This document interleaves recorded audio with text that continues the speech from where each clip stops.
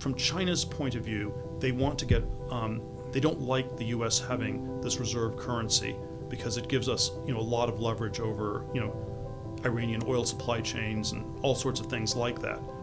They don't want the renminbi to become a reserve currency because then you have to open your capital account and you have to do all sorts of things that they really don't want to do.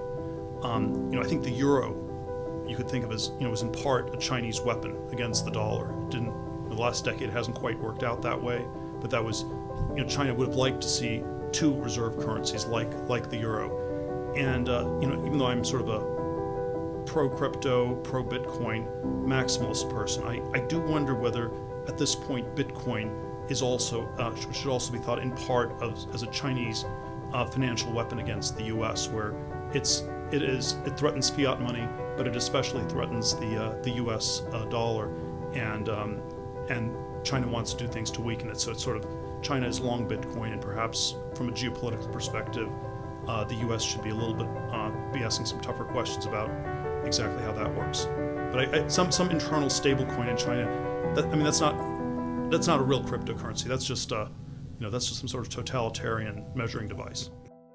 I'm curious what your reaction was when you first heard Peter Thiel make the argument that Bitcoin represents effectively a national security problem, and that it is meant, or at least China is hoping, that it destabilizes the U.S. dollar. Look, I think that there's a couple of key pieces to this. First is right before that clip, Peter was talking about the euro and how the euro was kind of this Chinese weapon as an attempt to weaken the dollar. And so he was kind of going through the evolutions of this. The second thing is he clearly stated that he's pro-crypto. He's a pro-Bitcoin maximalist. My candidate for the investment that is so big and so stupid that professional money managers are embarrassed to do it because it suggests they're not doing enough work is to just buy Bitcoin. We have a strange monetary experiment. Maybe you should be long gold, but gold is still the old economy asset, and probably it's Bitcoin more than gold, and nobody's in that one. And what I think we've got to understand, everyone in the world has an opportunity to use this, just like the internet. It's an open, decentralized protocol. And so just because other countries who may be adversarial or not to the United States are going to use it, that doesn't mean that he's taking an anti-Bitcoin stance. I think actually it's quite the contrary. I think what he's doing is he's saying, listen, there's a global competition happening here. And there are other countries who are going to try to use this to destabilize or to financially attack the United States. What we need is the United States to be the leader here. We need to embrace this, and we need to make sure that we use this technology to continue to be the leader on the global stage. Right. And so that's where I think you see his pro-Bitcoin stance really coming through is there's a global competition. Let's get the United States in the game and make sure that we continue to further our position on that global stage. Well, so but Anthony, let me ask you about that, because if I'm a policymaker, there's a couple of ways to go here. One is to say, and let's also recognize right now that a majority of the new Bitcoins that are being mined, that's being mined in China. Let's just stipulate that that's the case currently.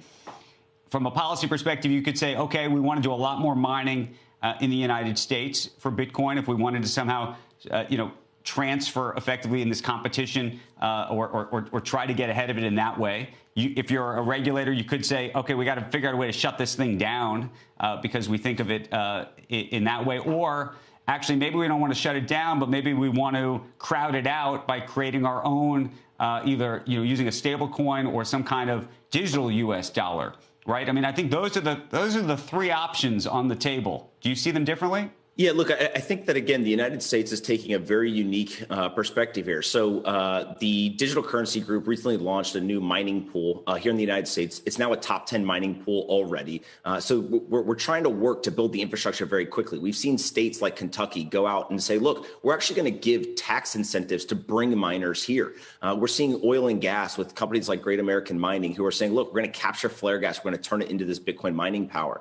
And so what I think you're seeing is this almost kind of revolution when it comes to energy and Bitcoin mining in the United States. And so I think that we're going to continue to see that build out happen. Now, when it comes to policy and kind of the political realm, we have senators and congressmen that hold Bitcoin that are very pro-Bitcoin. And so what I think is likely to happen here is they're going to continue to push the pace of innovation and to embrace this stuff. Yes, there will be digital currencies. Every currency in the world is going to get digitized, but that doesn't mean that it's going to be kind of a winner take all in the sense that a digital dollar will be anti-Bitcoin, or Bitcoin's success means that the dollar will fail either. And so I think what we've got to really understand here is that when you have an open, decentralized protocol, which Bitcoin is, all of these digital fiat currencies are not, that open, decentralized protocol is going to be adopted by countries around the world. And we need to take that leadership position. And I think that we've got a lot of politicians and regulators here in the United States that are working hard to make sure that that happens.